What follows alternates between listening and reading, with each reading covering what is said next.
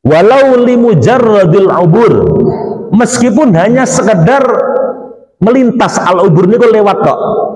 Misalnya enten tiang head berwudu dari sini sebelah arah kanan, terus koncone teng mriko nek dadak munterno kadoan nyebrang lewat lamang niki seret mlebu tok, itu tidak boleh bagi orang yang haid.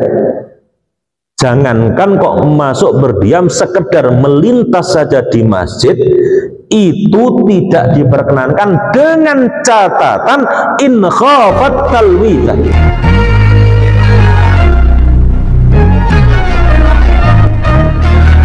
Assalamualaikum warahmatullahi wabarakatuh.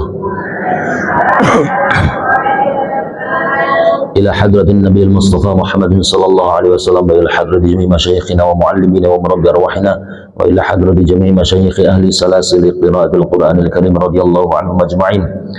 أعاد الله علينا من بركاتهم وأنوارهم وأسرارهم وعلومهم وأخلاقهم، وإلى حضرة يا الله جميع مشايخنا للبوي بكي عبد الكريم بكي مرزقي دحلا وكي مارس علي وأصولي مغفرين، وإلى حضرتي يا الله جميع مؤسس نهضة العلماء أبو الشيخ جمع شاري والشيخ بيسي صلى الله وإلى حضرة المصنفات البيت نفعنا الله بعلومهم في دار الأمن. الفاتحة. أعوذ بالله من الشيطان الرجيم.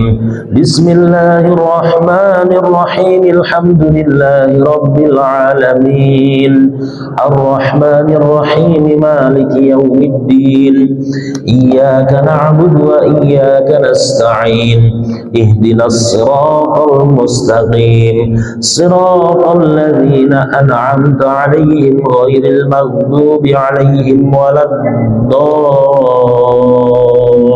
الضالين رب اغفر لي ولوالدي وللمؤمنين آمين. Assalamualaikum. Masih bab haid yang larangan yang kedua, yang ketiga. Halaman 67.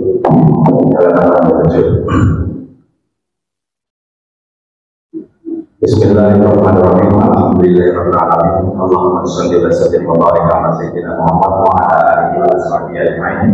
Qala al-mu'allif rahimahullah ta'ala wa bi'ulumihi wa a'adana bi asrarihi wa a'adana bi barakatihi fid dharain amin. Wasalitu qira'atul Qur'an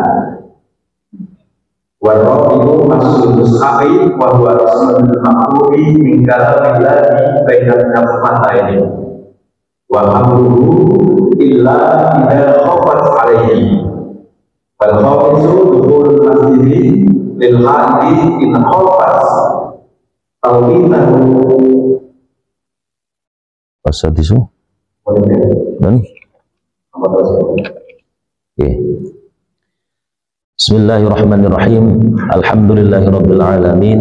Allahumma shalli wa sallim ala sayyidina Muhammadin wa ala alihi washabbihi ajma'in. Amma ba'd. Qala al-musannif rahimahullahu ta'ala wa nafa'ana bi ulumi fi daril amin wa tsalitsu qiraatul Qur'an. Terus niki masih seputar bab tentang apa yang diharamkan bagi orang yang tengah dalam kondisi haid. Yang pertama kemarin adalah melakukan napa jenenge salat baik fardu ataupun salat sunnah, termasuk di dalamnya nggih napa dilarang melakukan sujud tilawah dan sujud syukur. Yang kedua adalah puasa, baik itu puasa fardu dan puasa sunnah. Nah, sekarang yang ketiga adalah qiraatul Quran. Dilarang bagi orang yang sedang haid itu untuk membaca Al-Quran. Di sini qiraah ini yang dimaksud adalah membaca meski tanpa melihat Al-Quran, meski tanpa melihat mushaf, meski tanpa menyentuh mushaf. Mau cotok umpama jenengan apal kulhu misalnya, ya nek Al-Baqarah rampungin apal ya kulhu, maca kulhu karena napa jenenge berniat membaca satu surat daripada Al-Quran, qul huwallahu ahadunillahus samad ila akhiri, dan itu berniat membaca Al-Quran, maka ini menjadi haram hukumnya manakala panjenengan dalam kondisi haid. Tidak boleh karena kemuliaan Al-Qur'an. Dan ini keharamannya adalah baik bil lafzi au bil isyarah, baik secara dilafadzkan maupun dengan cara isyarah. Hanya saja di dalam masalah membaca Al-Quran ini ada perbedaan di dalam produk hukum antar mazhab. Nek coro Imam Malik niku ngendikane ngeten, nek tenggene syarah kitab wa an Malikin yajuzul qiraatul Quran. Bagi mazhab Malikiyah itu diperkenankan wong nek het niku maca Quran. Jadi niki solusi bagi para penghafal Al-Quran sing setri. Nek sing lanang kan ora mboten nate prei to. Wong ora ono hete. Nek prei iki lak mergo males nek wong lanang. Ya wong wedok kan karena udur. Misalkan panjenengan hafal Al-Quran, waduh aku iku nek het dawa banget 15 dino. Padahal potonganku iki lalinan, lek gak tak deres 15 dino lali tenan hafalanku. Ya maka kalau mau tidak pusing-pusing, intiqalul madhab, pindah ke madhab, ikut madhabnya Imam Malik, maca Quran mutlak. Ya juzu li Malik qiraatul Quran. Diperkenankan menurut pendapatnya Imam Malik membangun madhab Malikiyah itu membaca Al-Quran. Berarti nek ana tembungan maca Al-Quran ya bil tajwid wa kullu syai' ma yata'allaqu bil qiraah. Nggih macane nganggo tajwid. Ya maca Quran tenan niku mboten napa-napa menurut Imam Malik. Tapi kalau menurut mazhab kita Syafi'iyah tidak boleh. Artinya di sini kita harus tahu bahwasanya larangan orang yang tengah haid membaca Al-Quran itu masuk ke dalam ranah khilaf atau perbedaan antar ulama. Betul. Maka nanti ketika turunan hukumnya misalkan di kalangan madhab kita ada ashabu Syafi'i, para ulama Syafi'ah mengatakan ya wis gak apa-apa head maca Quran tapi sementing gak jahron, misalkan gak banter di batin dan diniati bukan membaca Al-Quran tapi biniati dzikri, dengan niat dzikir. Ini satu ciri khas pemikiran Imam Syafi'i ini kan ngati-hati. Madhab yang kita pakai itu madhab yang ngati-hati. Karena apa? Tujuannya sama, untuk ikraman li kitabillah, untuk memuliakan kitab Gusti Allah sing arupi Al-Qur'an. Sing Imam Syafi'i le melanggeri sampai ngoten niku, ojo lah, gak pantes nek Quran kuwi diwaca wong sing gek hadas gede. Yaiku sapa? Ya wong sing dalam kondisi haid dan orang yang tengah dalam kondisi junub. Tapi lah Imam Malik alasannya nggih, ya wes pokoknya nang ati gak biniatil istighfaf, ora niat kremeh ke Al-Quran gak apa-apa. Dadi padha penake. Padha penake. Artinya ini satu peluang hukum nek misale niki kula ngomong sing hafal Quran. Sing hafal Quran potongane drese tahun pisan Ramadan. Nggih. Menek mboten alhamdulillah. Tapi nek salat tetap lho sepakat para ulama tidak memperkenankan. Kenapa kemudian di dalam hukum fikih kok dibahas masalah larangan membaca Al-Quran? Ini karena ta'adduban, karena apa? Karena berangkat dari ayat la yamassuhu illal mutahharun, niku saking mulyanya Al-Quran nek ngemek gak oleh kecuali wong sing duwe wudu, bahkan termasuk maca. Makanya sak mangke wonten aturan-aturan main manakala membaca Al-Quran. Al-Quran itu tidak diperkenankan untuk dibaca di tempat-tempat yang kotor. Jenengan neng WC nggih karo ngeden nyanyi lagune Via Valen gak apa-apa. Tapi nek ngedene kali maca Quran kebangetan niku ora ngajeni Quran. Mosok ngeden karo niku wis ora genah belas niku. Niku Al-Quran. Maka tidak diperkenankan. Kemudian yang selanjutnya warabi'u masul mushafi. Larangan yang keempat adalah masul mushaf. Masun itu demek. Nek demek itu mutlak adalah dengan media apapun yang ada pada tubuh kita. Mboten kok nggo telapak tangan tok mboten. Sebagian orang memahami demek niku adalah nek nganggo telapak, nek gak nganggo telapak orang demek. Ini salah. Mbok jenengan demek sengaja niki misalnya Quran demek nggo bathuk enten rendok. Demek nggo sikil napa malih? Artinya dalam kondisi haid seseorang itu dilarang untuk demek mushaf atau juz'um minhu, atau bagian dari mushaf termasuk sampule. Ngertos sampul nggih? Basa Pring Apusé sama. Nek sama ini ku mun ucul saka Quran jenengan demek di kipasan rapopo. Tapi nek jenengan nempel nang Quran jenengan demek kudu jenengan dalam kondisi suci. Ya. Nah, sekarang permasalahannya apa kategori mushaf itu? Mushaf niku adalah satu kumpulan dari suhuf, dari lembaran-lembaran yang dijilidkan namanya mushaf. Secara bahasa wonten tiga. Mashaf entuk, mishaf entuk, mushaf entuk. Mushaf adalah apa? Al-muradu bil mushafi huna kullu ma napa jenenge kutiba alaihi Qur'anu lidirasati walau amudan walau han au nahwihima. Segala sesuatu yang ditulis di dalamnya bagian daripada Al-Quran, meskipun satu ayat saja, dengan tujuan lidirasah, dengan tujuan memang itu untuk dibaca, untuk deres, meskipun niku ditulis dengan amu dan niku cagak, misalnya cagak masjid tulisannya Quran tapi itu nulis itu tujuannya ben dideres misalnya. Jadi nek wong deres karo ngadeg misalnya kok ana pondok pesantren nggih, nek ora ngikuti kegiatan terus ditakzir ngadeg 3 jam. Cepaki teng mriku cagak sing tulisannya satu ayat misalnya Rabbana dzalamna anfusana wa illam taghfir lana wa tarhamna lanakunanna minal khasirin, ditulis teng cagak niku ngosong dhuwur tekan ngisor kon maca ping 1000 misalnya le takziran. Nah itu karo tujuannya lidirasah, untuk dideres ngoten niku demek ya kudu jenengan duwe wudu. Nggih. Utawa ditulis dengan papan ngeten iki. Iki lho ornamen masjid iki lho. Kalau ini dulu tujuannya yang membuat itu untuk lidirasah, untuk didewaca gendres Quran, maka demek kudu duwe wudu. Jadi tidak hanya sekedar ditulis dengan kertas.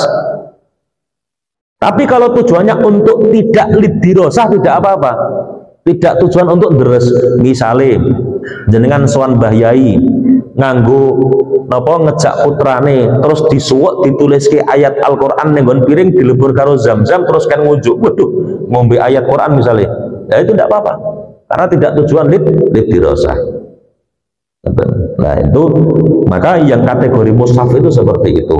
Kemudian selanjutnya adalah selain daripada masul mushaf juga hamlul mushaf, nggawa mushaf.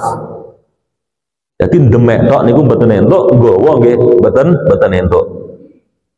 Tapi kemudian ada peluang yang dikatakan oleh para ulama, nggawa nek bareng karo barang liyane sing penting mboten demek niku mboten napa-napa. Misale jenengan ki wis wudu, nggih, wis wudu terus nggo rangsel, tas punggung niku nggo rangsel, jerone isine ana mukena, ana sajadah, ana rukuh. Bar cangklong metu melampah gek tekan gerbang mriku kepentut. Lah maka itu tidak apa-apa, dalam kondisi atas dengan bawah tidak apa-apa. Artinya ini adalah manakala nggih wa yahillu hamluhu ma'a mata'in, nggih, diperkenankan membawa Al-Qur'an dengan barang bawaan yang lain. Jadi diniati nggawa barang liyanipun. Nah, terkait masalah menyentuh mushaf tadi, ini adalah manakala dalam kondisi darurat, nggih, itu diperkenankan. Contoh misalkan nggih, napa jenenge illa idza khafat alaih, kecuali kesemuanya itu nanti yang nggawa yang demek itu kan dilarang pada saat kondisi panjenengan haid, illa idza khafat alaih, kecuali dalam kondisi manakala takut terhadap kondisi Al-Qur'an. Jan gek mlaku ana Quran di boting dalan teng arep gerbang mriku. Ampun melayu rene sik wudu. Jenengan tinggal wudu tekan kono Qur'ane kepidak-pidak. Maka harus diambil, atau ternyata dikhawatirkan Quran itu terpegang oleh orang yang non muslim, terpegang oleh anak kecil sing nanti bakal tersia-siakan, misalnya kok digawe uncal-uncalan. Nah itu jenengan saat itu juga itu mendapatkan satu keringanan, tidak perlu wudu sik, masih dalam kondisi tidak apa-apa jenengan cekel dipernahke sing apik. Nah itu satu kebolehan dalam kondisi darurat seperti itu. Kemudian yang selanjutnya wal khamisu, yang kelima adalah dukhulul masjid. Wong wedok ketika dalam kondisi haid itu dilarang masuk ke masjid. Walau limujarradil ubur, meskipun hanya sekedar melintas al-ubur niku lewat tok. Misale enten tiang head berwudu dari sini sebelah arah kanan. Terus koncone teng mriko, nek dadak munterno kadoan nyebrang lewat lawang niki, seret mlebu tok. Itu tidak boleh. Bagi orang yang haid. Jangankan kok masuk berdiam, sekedar melintas saja di masjid itu tidak diperkenankan dengan catatan in khafat talwith. In khafat talwith, manakala takut dan khawatir ragu nek nggo gete berceceran,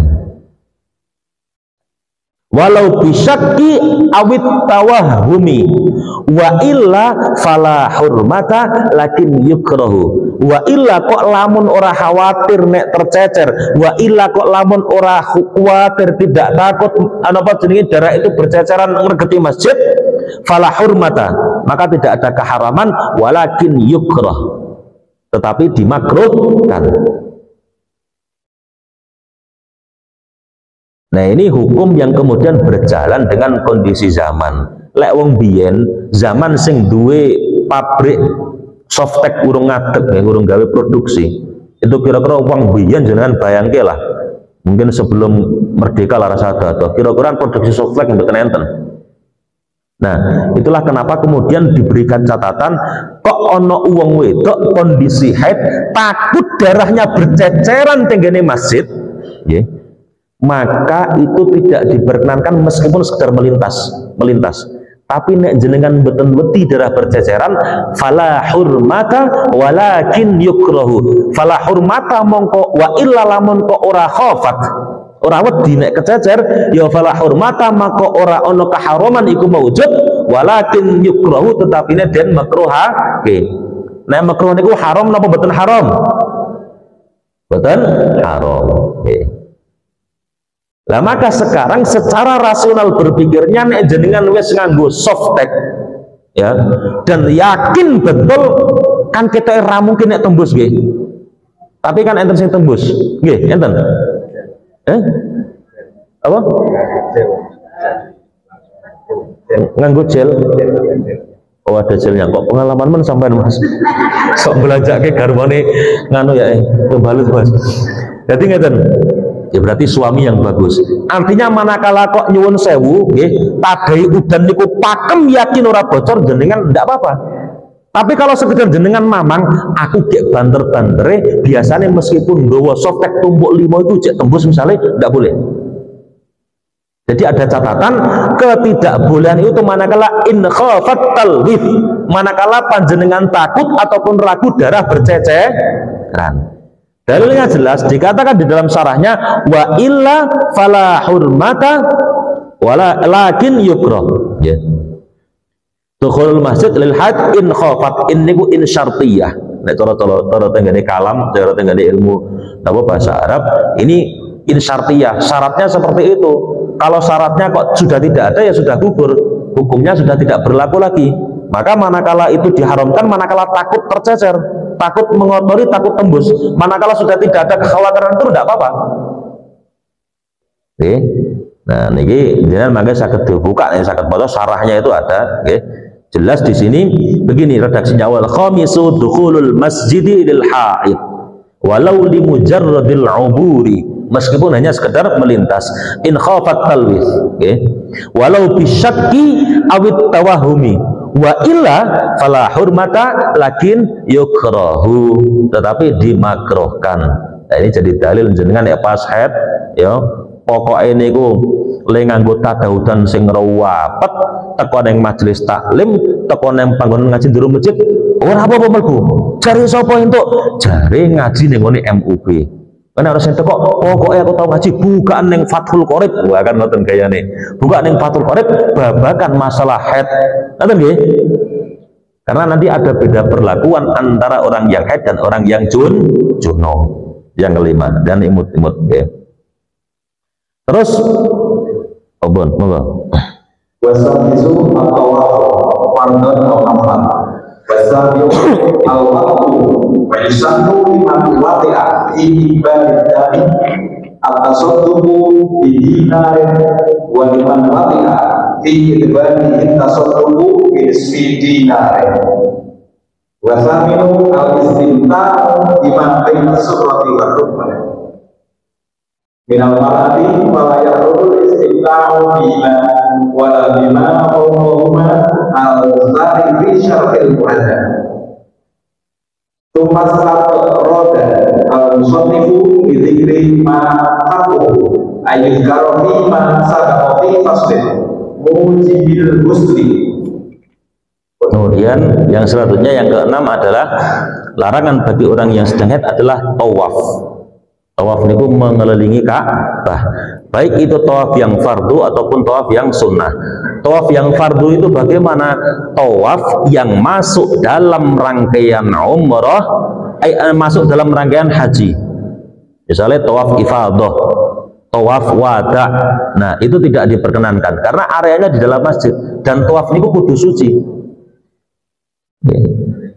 Dawuh Kanjeng Nabi pripun? At-tawafu bimanzilatis shalah.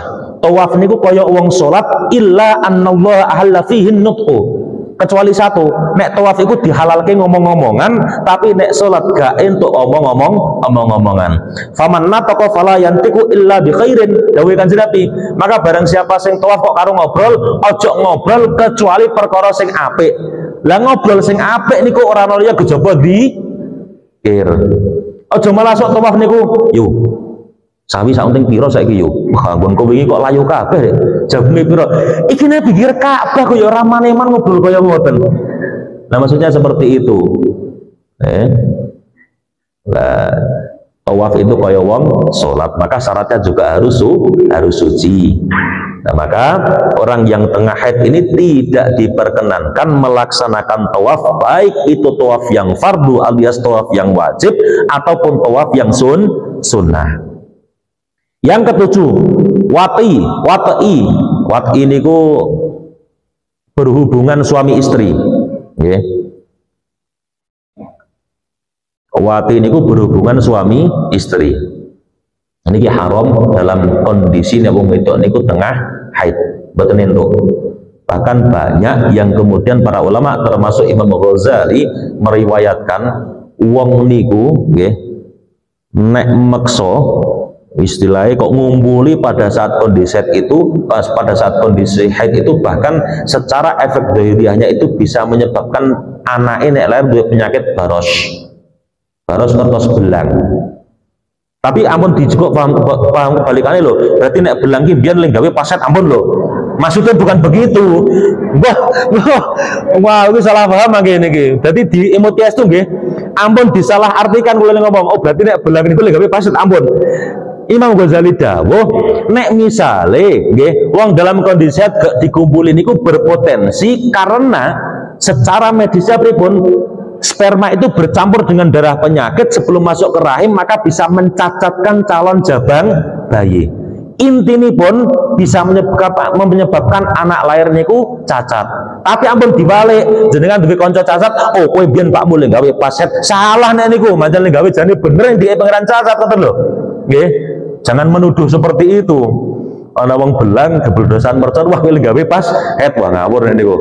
Nglarake ati niku mangke nggih. Nah niku seperti itu. Ya, terus disunahkan nek misale nggih kebablasan nalika haid nggih nglakoni seperti itu disunahke nanti tasadduk bidinarin sedekah ning gone sak dinar nggih. Tapi nek fi idbarihi manakala wis meh rampung jek metu sithik-sithik jek flek apa nika nggih kok terus dikumpuli bojone disunahkan sedekah setengah dinar. Kenapa ini disunahkan? Karena aslinya hukumnya haram. Lah kanggo ibarat kata nebus lah keharaman itu, tapi bukan berarti terus oh berarti nek bayar sak dinar itu dadi halal ndak? Mboten ngoten nggih. Tetep niki haram. Ini hanya konsekuensi hukum ta'aduban utawa napa jenenge tata kramane teng pangeran kon sedekah. Yang nomor 8 al istimta. Istimta niki wis balik kabeh nggih. Mungkin nek diterangke jangan ngertos artine istimta. Ngertos mboten artine istimta? Ngertos? Enten sing ngertos? Nek sing ngertos cobino apa artine sing bianter. Istimta niku ngalap enak-enakan ngalap seneng baina surrati war rukbah, di antara area udel tekane dengkul. Jadi orang entuk wong lanang ngalap istimta ning gone bojone wadon antara udel tekan dengkul manakala dalam kondisi haid. Ini sebabnya apa? Karena sebab kehati-hatian. Dewe ulama biasanya nek wis tekan zona ekonomi wong iku wis gak bakal mandek tekan sakmono, mesti bablas. Daripada bablas ojo ngoten lho. Amale saya enten sing anten-anten acara niki. Hati-hati tenan, ngoten nggih. Lah ada satu ayat kan ngeten wa'taziluhun yas'alunaka 'anil mahid qul huwa adzan fa'tazilun nisaa fil mahid. Ndak ngono ayatnya. Wala taqrabuhunna hatta yadhhurna. Jangan sampai kalian mendekati ngumpuli bojone sampai dalam kondisi suci. Sebelum umat Kanjeng Nabi, umat Yahudi, umat Nabi Musa ini kula weruhi. Bahkan itu nanti sampai terjadi pada saat zaman jahiliyah. Riyen niku nek ana wong wedok utawa bojone haid ditinggal metu. Ditinggal lunga tenan mbek bojone engko bali nek wis kondisi suci. Lah ditinggal ki ra ditinggali nafkah, ra ditinggali sangu. Nah, akhirnya kemudian ini direvisi oleh agama Islam, nggih. Yas'alunaka 'anil itu ayatnya ngoten nggih. Yas'alunaka 'anil mahiyid qul huwa adzan fa'tazilun nisaa fil mahiyid wa la taqrabuhunna hatta yatahhur fa idza tatahharna fa'tuhunna min haitsu amarakumullah. Haid iku penyakit, maka dohono wong wedok manakala dalam kondisi haid niku bimakna napa? Ojo dikumpuli. Nek biyen zaman jahiliyah dari mulai Yahudi sampai zaman wong-wong Mekah pas masih jahiliyah niku ditinggal lunga. Dan kula nggih, saya menyaksikan dengan mata kepala saya sendiri. Kula beberapa kali teng Israel dan kebetulan yang mengundang yang menjadi penjamin saya niku seorang Robi. Robi niku ngertos. Robi itu kiai ini wong Yahudi. Jadi sampai diundang tenggene keluarganya dan lain sebagainya. Waktu itu kalau diburai kamari. Terus kamar itu model twin bed. Ngertos twin bed? Bete loro. Semanggone lanang wedok niku bebojoan niku. Dadi kasure bed niku kasur. Dipan lah cara pengapuse. Dipan niku loro. Lah kula tekok kok iso ngene? Ternyata itu memang adalah tradisi Yahudi. Jadi nyuwun sewu, sak dipan ini pas butuh tok, paham maksudullah? Itu dia sendiri yang ngomong, loh saya itu semua ternyata seperti itu. Kalau juga lebih ngertos. Dan ini mereka ini masih menyimpan tradisi-tradisi apa? Orang-orang Yahudi. Terus nek ditinggal lunga tenan bisa niki. Ditinggal lunga tenan. Nah ini kemudian direvisi oleh Islam bahwasanya ojo mbok tinggal lunga sementing ojo mbok kumpuli, ada zona-zona yang dilarang. Maka faida tatoharna, manakala istri-istri kalian sudah suci, faktuhunna, kumpulono mereka min haitsu amarakumullah, dari jalan sing memang dihalal ke karo Gusti Allah. Ya. Maka istimta baina surrati war rukbati niku tidak boleh. Ngalap enak-enakan dolanan gone bojone di area baina surah war rukbah niku mboten entuk. Maka fala yahrumul istimta' bihima. Tapi tidak diharamkan istimta' ngalap enak-enak bihima kelawan surah war rukbah. Jadi sing rentok ngeten. Nggih, nyun sewu nggih. Nek baina niku antarane udel lan dengkul. Udel lan dengkul antarane, berarti sak ndhuwure dengkul, sak ngisore udel. Nek ngalap enak-enakane sak liyane niku bebas. Fala yahrumu, mongko ora haram apa al istimta'u ngalap enak-enakan bihima kelawan udel lan dengkul. Wah, anu jangan matur kalih garone Dik, sampean kok wis seminggu ndelok bukan udelmu njur dolanan. Ngeten iki ra apa-apa nek ngoten niku udele. Tapi nek medun sithik ora entuk to dolanan dengkule ngeten iki lho. Lho mboten niki saya menyampaikan untuk menganalogikan napa untuk menjelaskan secara gamblang. Dadi nek sing dolanan niku batasnya dengkul, nggih. Tekan napa kalih udel mboten napa-napa. Tapi nek di antara keduanya dengkul munggah sithik tekan kok udel medun sithik niku mboten pareng. Terus andai kata terus ana wong lanang bilang seperti ini, wah alhamdulillah bojoku ora dengkul misalnya, utawa udule rada plotrok misalnya.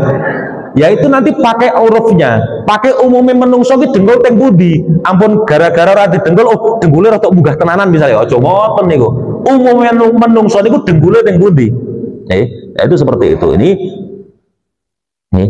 wala bima wala fauqahima alal mukhtar fi syarhil muhadzab nggih. Sak dhuwure dengkul sithik. Jadi napa jenenge istimta atau ngalap enak-enakan di situ tidak apa-apa tapi ada catatan. Ya. Astagfirullahaladzim.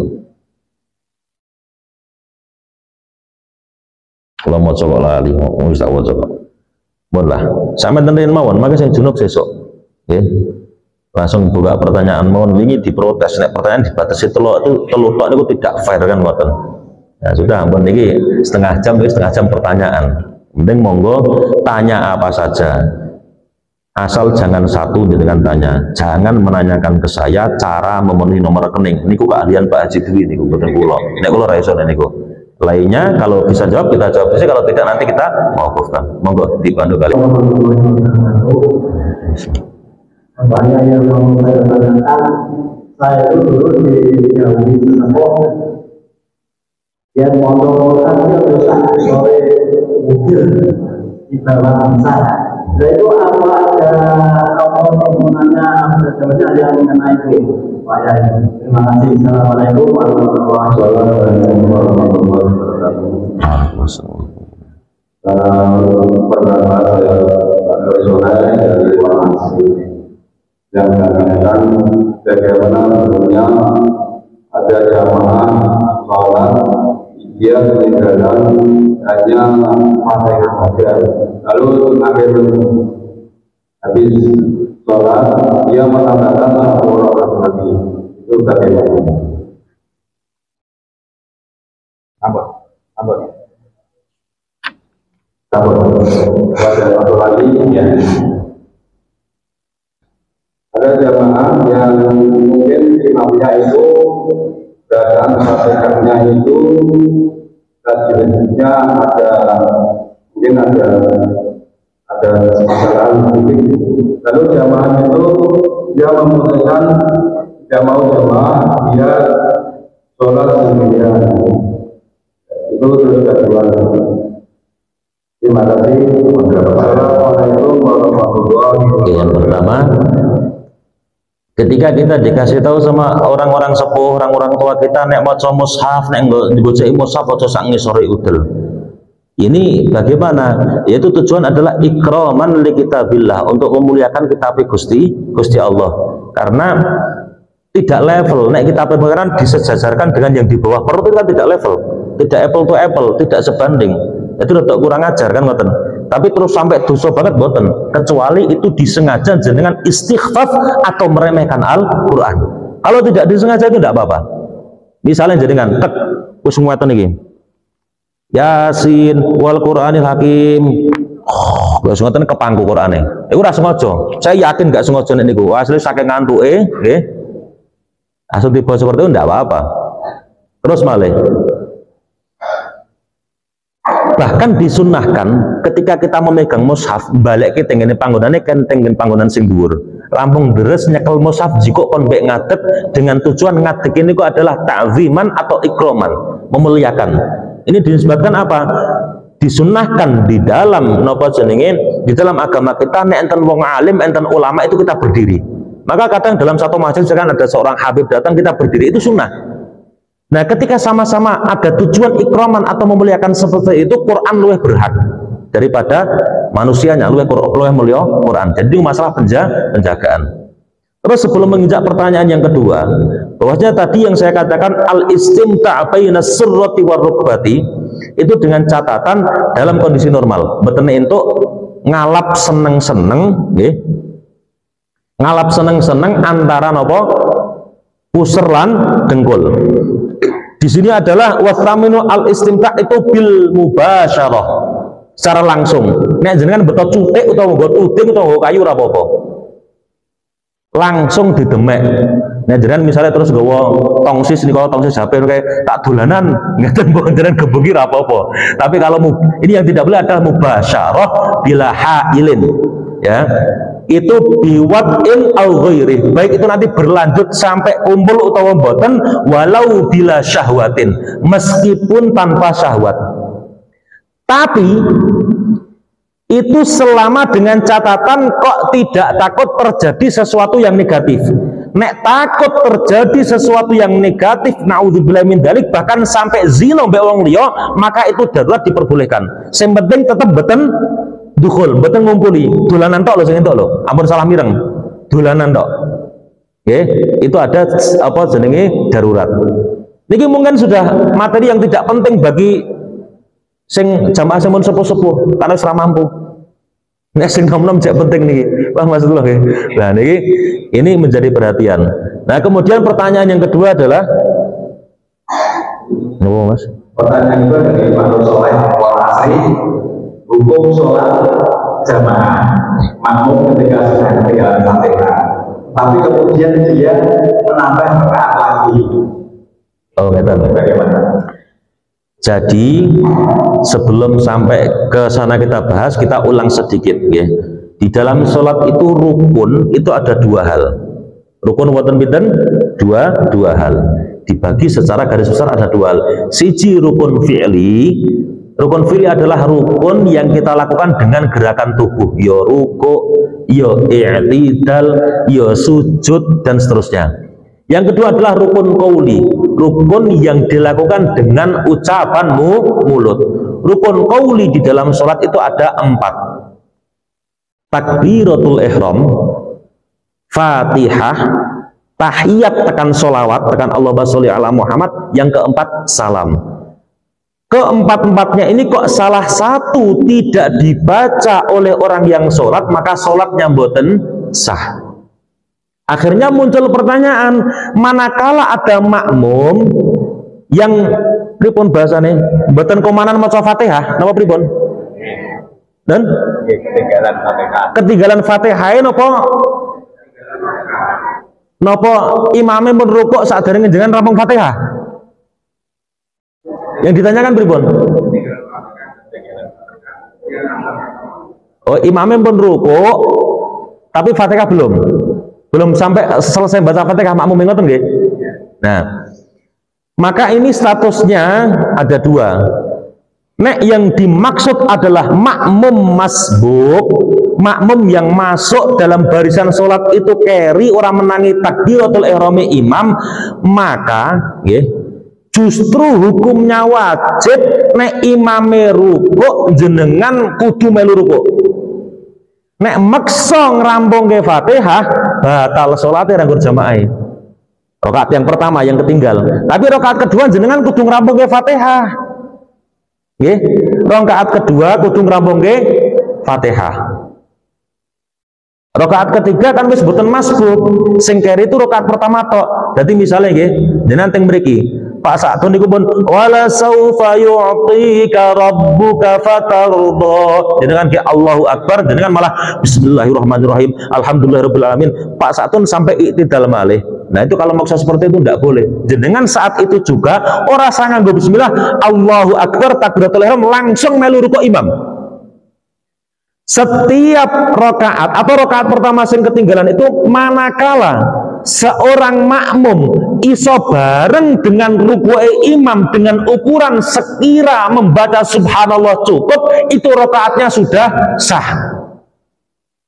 Justru nek nambah rakaat sah lah, karena rakaatnya mun ditung man adraka ruku'a imamihi qadra subhanallah faqad adraka rakaatan.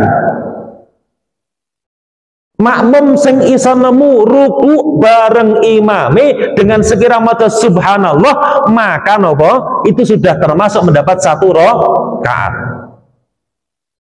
Satu rakaat. Tadi misalnya ngeten, nggih. Begitu imame tek wala saufa yu'tika rabbuka fatarda, Allahu Akbar kek ruku. Enten makmum teko tek, makmume cek ruku. Makmume teko tek mlebu Allahu Akbar langsung melu ruku, Allahu Akbar. Subhanallah niku suwene pirang detik? Subhanallah, enten sak detik 0,0 sekian detik. Jadi sekiranya niku cukup bareng tek padha antenge kali imam niku wis entuk sak rakaat. Jenengan nek nambahi sak rakaat kok paham dan itu disengaja malah batal salate. Masalahnya jenengan mensyariatkan umpama salat zuhur dadi 5 rakaat. Iku aturane sapa kuwi? Nggih. Tapi kalau nggak tahu nggak apa-apa. Nah, kecuali telisiban niku ngeten. Nggih, imame pas jenengan kayak ngeten, nggih.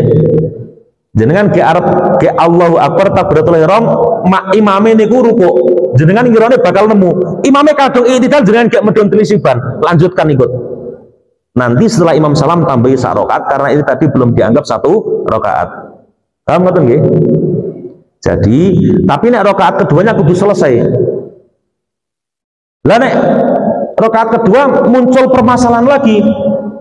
Delalah mancen gara-gara doyan pedes imame iki le maca fasih irate penak maca iso cepet plak-plak rampung. Makmume gedandapan urung rampung Fatihah rakaat kedua kok wis rukuk. Jenengan tetap kudu ngerampung ke Fatihah karena ada kompensasi itu nanti tertinggal sampai 2 rukun yang tawilin. 3 rukun sampai ke 3 rukunnya niku jenengan wis rentok keri. Misalnya ngeten. Rukun sing tawil niku napa? Rukuk. Siji. I'tidal mboten diitung karena i'tidal itu bukan rukun yang panjang. Rukun yang panjang itu rukuk sujud. Berarti rukuk i'tidal mboten diitung gak siji. Sujud yang pertama itu baru kedua. Lah mangke nek imame kok pun sujud ketiga niku jenengan gak rentok ketinggalan. Lah niku jeda waktu jenengan untuk ngerampungke Fatihah. Tapi ingat, ini adalah rakaat yang kedua dan seterusnya yang jenengan sudah tidak masbuk. Nek masbuk, ojo ngerampungke Fatihah kudu langsung melu imam. Lah itulah nek ono unen-unen saka kiai, Fatihah makmum kuwi ditanggung imam niku maksude ngoten. Mboten rakaat selanjutnya kok penak men jenengan jamaah Allahu Akbar rakaat kedua ya jane apal iso maca Fatihah. Wah senanggung Pak Sadun, penak aku tak angop tok. Wah ya ora usah salate kok. Kudu maca Fatihah. Nek rakaat pertama yang tertinggal tadi, maka niku ditanggung kali imam. Paham nggih? Terus yang ketiga, bagaimana manakala kok ada imam yang membaca Fatihahnya niku tajwidnya elek misalnya. Yeah. Ini saya harus jelaskan betul biar tidak ada keegoisan dalam ibadah. Setunggal. Masalah rukun qauli itu memang harus disyaratkan maca Fatihah niku dengan tajwid. Ukurannya pripun? Pokoke aja sampai ngowahi maknane Al-Fatihah. Contoh ngowahi makna niku misalnya hak jenengan waca kaf, alkamdu. Ngowahi artinya itu batal salatnya wah. Nek sekedar hak rapate sempurna sifatul huruf tidak masalah. Tidak masalah. Ngoten. Lah terus andai kata memang terjadi imam niku maca alhamdulillahirabbil alamin ngarrahmanirrahim misalnya seperti itu. Jadi kan saya mencontohkan sing sampai taghayyuril makna, sing sampai merubah makna. Maka nggih bagi imam niku kok imame mampune kaya ngono salate sah. Ojo sampai yang salah paham niku ngeten, imam maca ngene salatmu rasa, bagi dia sah karena mampunya seperti itu. Hanya nek ana makmum sing macane luwih bener iso maca alhamdulillahi rabbil alamin arrahmanir rahim, orang wae makna wajib khusus bagi makmum yang sudah masuk kategori seperti itu dengan wajib mufaraqah. Wajib pisah, nek diteruske batal. Terus makmum liyane piye? Nek makmum liyane mampune padha karo imame sah. Ini adalah implementasi napa? Fattaqullaha mastata'tum. Takwa ibadah kalih pangeran itu menyesuaikan kemampuan kita. Nek mampune mancen ngono warung-warung tau ngaji misalkan, bagi dia tetap sah. Sing gak sah niku nek ana makmum sing luwih pinter, makmum yang seperti itu pinter macane luwih apik. Bagi makmum itu ndak sah. Paham nggih? Seperti itu. Tapi kalau hanya sekedar sing kurang niku sifatul huruf niku mboten napa-napa. Misalnya ngeten. Alhamdulillah, alhamdu. Dalil Jawa itu sudah varian daripada dal ya sudah. Tidak apa-apa. Sepenting orang wae makna. Ngoten. Qiraahnya fasad tapi tidak sampai membatalkan sholat. Qiraah rusak, wacane rusak tapi tidak sampai membatalkan sholat. Yang repot niku sakniki ngeten perkarane. Makmum macane ngene, aku mau jamaah. Ini mau jamaah karena benar-benar menjaga konstitusi ilmu, karena dia itu macane luwe apik, makmum dia nggak sah, apa memang karena bukan hal itu? Contoh, misalnya podo-podo ono imam liya, nggih, macane podo imam sing dekne ora kanggo mau, tapi ndelalah sing imam liya niki wau adine kangne, wah nek kangku ora apa-apa sing imami nek wong liya. Lah hukum kok nek kangne ora apa-apa ki terus piye? Berarti itu bukan menjaga konstitusi ilmu, tapi motif karena iri, kok ora aku wae imami misalnya. Niku perkara agama mboten entuk gawe ngoten. Paham nggih maksud kula? Maka ketika kita menilai seperti itu, delok teng atine. Awake dhewe, iki amarga karena aku iri, amarga imame dudu aku utawa dudu keluargaku, apa memang karena ini saya berdasarkan ilmu, berdasarkan menjaga konstitusi ilmu. Nek berdasarkan menjaga konstitusi ilmu dengan top setengah wali. Nek gara-gara motif, gara-gara amarga ngopo kok dudu aku, ngopo kok dudu kae, gara-gara srek mbek wonge jane bisa dimaklumi bacaannya, nggih, itu berarti niku mboten wali tapi temawali. Temawali niku ala wazni tafa'ala, maca wali, wali-walian. Betul. Itu yang kedua. Jadi harus fair sama hukum niku.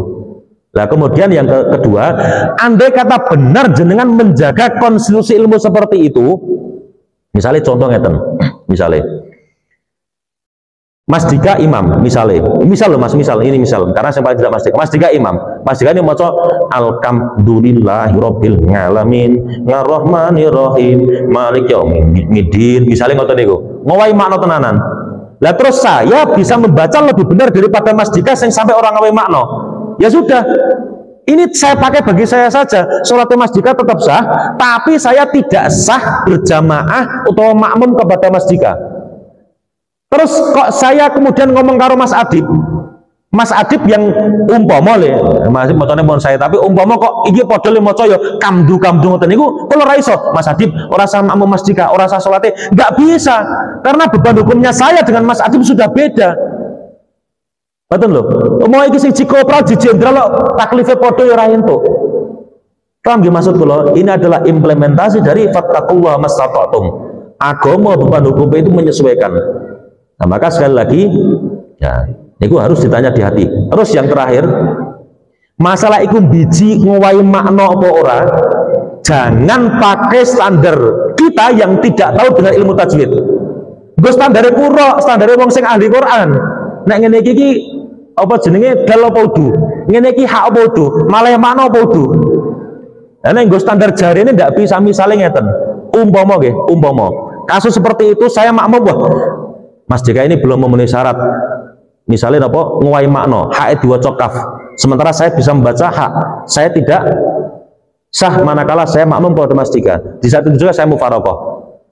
Terus Mas Adib inisiatif, oh kai apa Mas Tawaska kamu mufarokoh berarti kisolat rasa aku ya ora.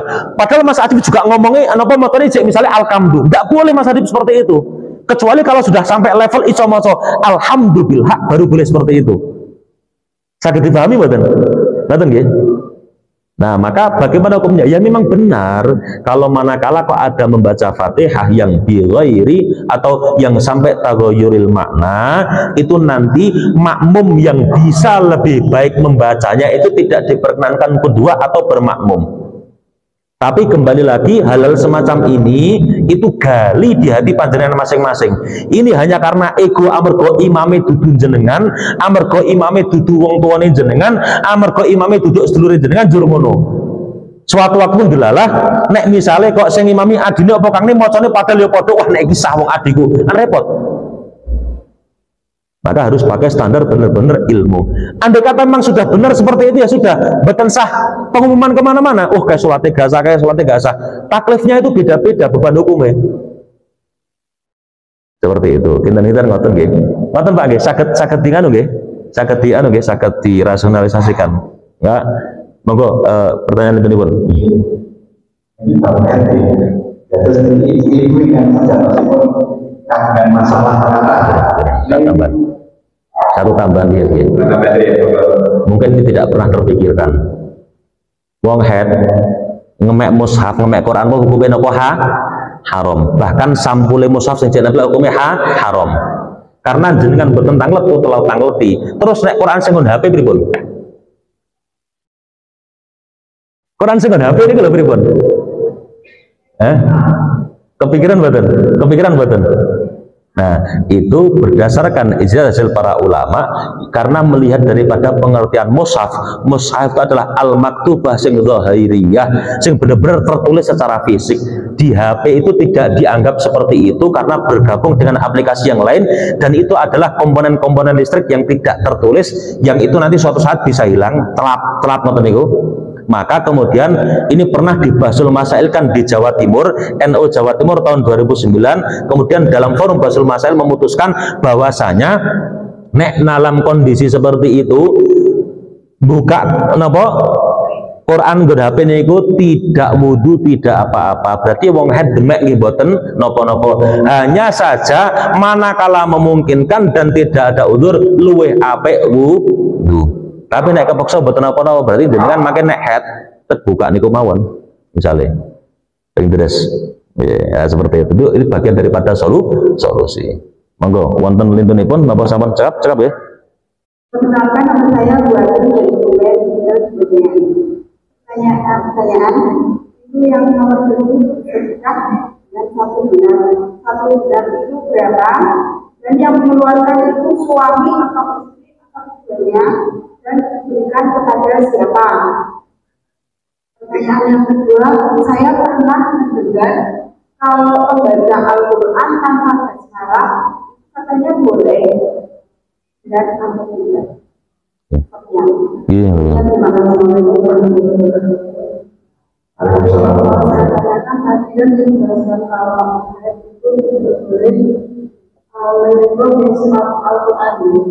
Terus kalau menyangkut itu kan kita begini terus itu yang sering terpanggil itu yang biasa digunakan itu boleh atau tidak. Terima kasih. Bun masih.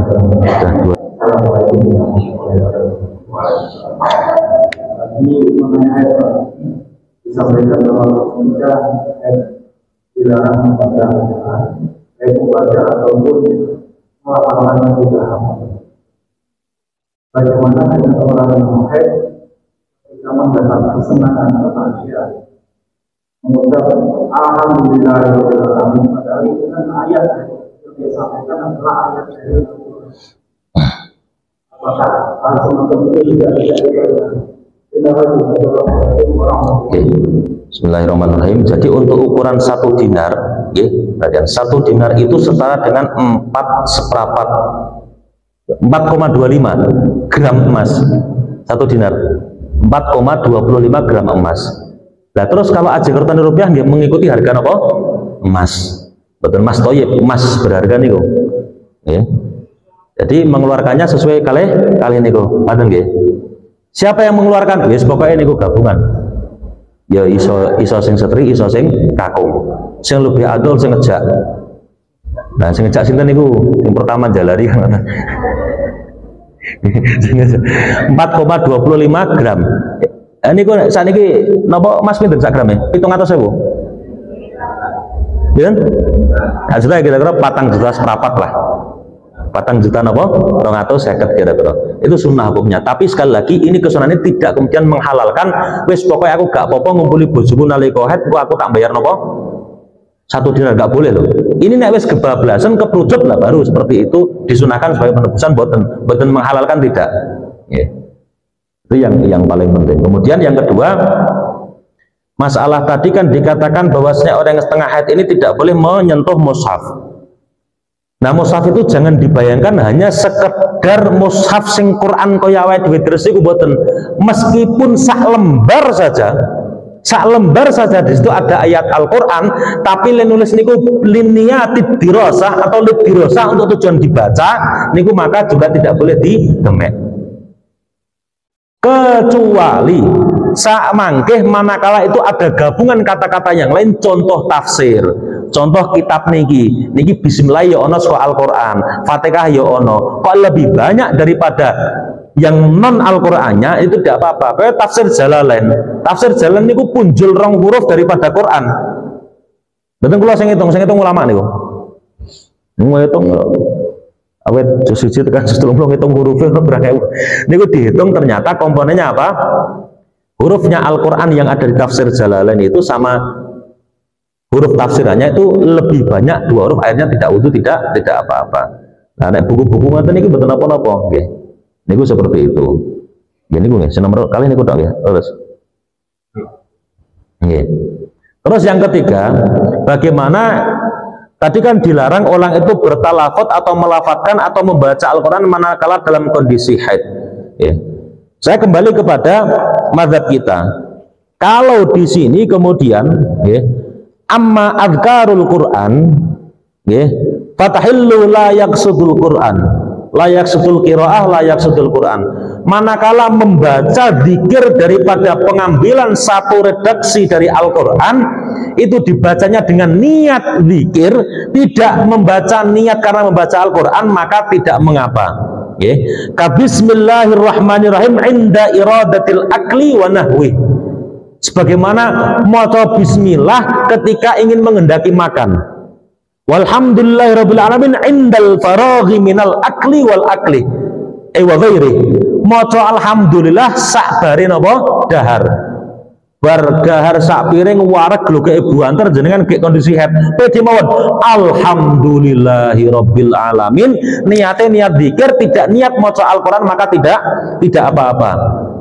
Bahkan contoh seperti yang kemarin saya sampaikan, jenengan atau kita ketika naik kendaraan disunahkan membaca doa subhanalladzi sakhkhara lana hadza wa ma kunna lahu muqrinin inda rukubid dabbah wa ghairiha. Inda rukubid dabbah manakala kita mengendarai satu hewan, satu nembian hewan saat ini kendaraan. Kita doa begitu subhanalladzi, ini kan ayat daripada Al-Qur'an. Tapi kalau kita niat zikir, niat doa tidak apa-apa. Terus yang terakhir, yang tadi bagaimana membaca Al-Quran tanpa bismillah ya. Saya ingat, membaca Al-Quran tanpa bismillah. Sebenarnya pun ngeten. Yang menjadi khilaf antara bainal qurra, antara imam qiraah itu adalah dalam Fatihah. Ada satu riwayat yang mengatakan bismillah itu bagian daripada Fatihah. Riwayat yang lain mengatakan bismillah bukan bagian daripada Fatihah. Yang mengatakan bismillah bukan bagian daripada Fatihah adalah ghairil maghdubi alaihim, itu ayat ke-6. Terus siratal ladzina an'amta alaihim, itu ayat ke-6. Ghairil maghdubi alaihim niku ada waladdallin adalah ayat ke-7. Tapi semua sepakat bahwasanya Al-Fatihah niku 7 ayat. Kita nggih riwayat qiraah dhewe cek kula tak tanglet. Jan maca Quran niku kira-kira riwayate sinten niku? Kula kenalke nggih, kula kenalke. Jadi qiraah kita ini adalah qiraah riwayatnya Imam Hafiz an Asim. Imam Hafiz niku muridnya Imam Asim. Imam Asim muridnya Imam Abu Abdurrahman As-Sulami. Imam Abu Abdurrahman As-Sulami muridnya sinten? Sayyidina Ali, Sayyidina Utsman, Sayyidina Zaid bin Thabit. Lah para sahabat ini muridnya sinten? Kanjeng Nabi. Kanjeng Nabi sih kau sinten saka malaikat Jibril, malaikat Jibril saka Gusti Allah. Ya jangan bacaan Quran orang ngerti macane sapa, nggone sapa. Karena bacaan Quran itu banyak nanti variannya. Ya jangan mungkin nanti mireng ada bacaan-bacaan misalnya sing nek tiap al-saktah walal akhiratu khairul laka minal ula. Ada yang seperti itu. Ada yang dinaklul harokat walal akhiratu khairul laka minal ula. Itu kabeh saka Kanjeng Nabi. Niki riwayatnya Imam Maras saking Imam Nafi'. Dan suatu saat yang dua rezeki umroh ziarah teng Imam Nafi'. Saya ngefan berat sama Imam Nafi' ini. Imam Nafi' itu adalah salah satu imam qurra sing gurune paling akeh, 70 sahabat. Maka penting bagi cedhake Imam Malik mazhab Malikiyah niki. Jadi Imam Malik niku riyen ngajine Quran kali Imam Nafi'. Imam Nafi' gurune Imam Malik ngajine Al-Muwatta, ngaji hadisnya kali muridnya itu Imam Malik. Jadi jalan-jalan ilmu niku.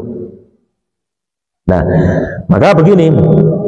Nah, kalau kita yang diriwayati Hafiz an Asim dengan riwayatnya Hafiz wacane Quran awake dhewe niku itu meriwayatkan bahwasanya bismillah bagian daripada Fatihah. Bon niku di Fatihah. Lalu bagaimana dengan Al-Qur'an yang lain? Napa?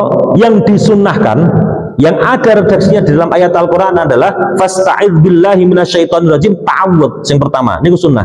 Jangan saat durunge maca area manapun, ayat pun dimawon, surat mawon, pertama mulai dengan a'udzubillahi minasyaitonir rajim. Oke. Lah, setelah itu ada dua hal. Langsung maca ayate oleh, manakala itu di tengah surat, bukan di awal surat. Tapi nek awal surat kudu beto bismillah. Oke, seperti itu. Ada yang tidak pakai bismillah juga ada. Berarti masalah niku ndak apa-apa. Sah sedanten. Misalnya ngeten. A'udzubillahi minasyaitonir rajim. Kulon teruskeun terus wau. Wal Qur'anil Hakim innaka laminal mursalin. Saged. Utawa pilihan kedua, a'udzubillahi minasyaitonir rajim. Bismillahirrahmanirrahim. Wal Qur'anil Hakim. Ini kan tengah surah. Oke, itu ndak apa-apa. Seperti itu. Ngoten nggih. Nah, kalau kita cekap semanten menika sampun jam 8, mugi-mugi napa ingkang kita bahas wonten manfaatipun samangke ingkang mbok menawi wonten ingkang badhe dipuntak-letaken saged wonten grup WhatsApp.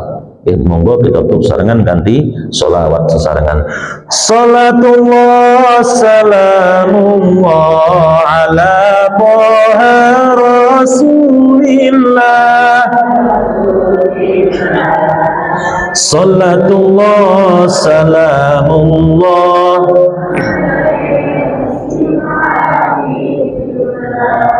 ilahi alimil ummah bil qur'ani wal hikmah wa bil ulumi wal a'mal bi ahlil badri ya Allah. Sallallahu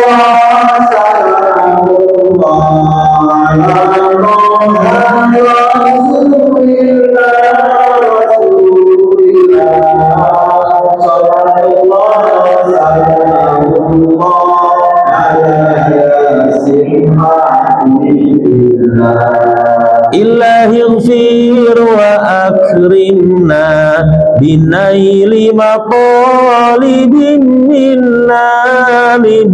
minna wa daf'i masa'atin anna bi ahlil badri ya Allah. Sallallahu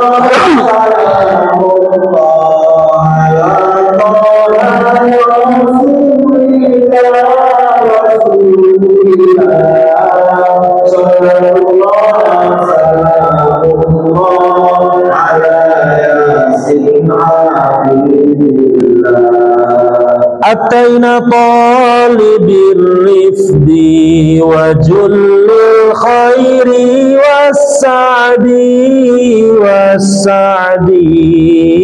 fawasi' min hatal aidi bi ahlil badri ya Allah. Salatullah salamullah